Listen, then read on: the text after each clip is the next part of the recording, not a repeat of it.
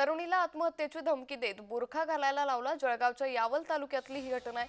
माहिती मिळताच हिंदुत्ववादी संघटना आक्रमक झाली। खरेदीसाठी आलेल्या तरुणीचा पाठलाग करून तिला आत्महत्येची धमकी देत जबरदस्तीने बुरखा घालण्यास सांगितलं। त्यानंतर तरुणीनं बुरखा काढण्यास सांगितलं असता तिला जीवे ठार मारण्याची धमकी दिली। यावेळी मोठ्या प्रमाणात गर्दी जमल्यानं पोलीस वेळीच दाखल होता। त्या दोघांना पोलीस ठाण्यात आणलं। या संदर्भात अधिक माहिती घेऊयात आमचे प्रतिनिधी जुगल पाटील यांच्याकडून। जुगल, ही धक्कादायक बातमी आपण पाहतोय। तरुणीला आत्महत्येची धमकी देत बुरखा घालायला लावला, काय नेमकं प्रकरण?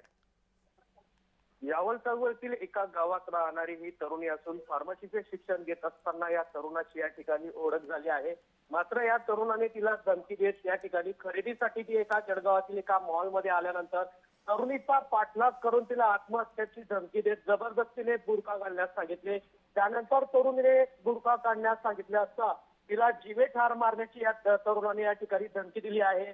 यावेळी हिंदुत्ववादी संघटना वेळीच पोहोचल्यामुळे एक मोठा अनर्थ या ठिकाणी घडलेला असून या तरुणाविरुद्ध जळगावातील रामानंद नगर पोलिसात गुन्हा दाखल करण्यात आलेला आहे। मात्र या तरुणीला जबरदस्तीने या ठिकाणी बुरखा घालायला लावल्यामुळे हिंदुत्ववादी संघटना या ठिकाणी आक्रमक झाल्याचं पाहायला मिळालं होतं।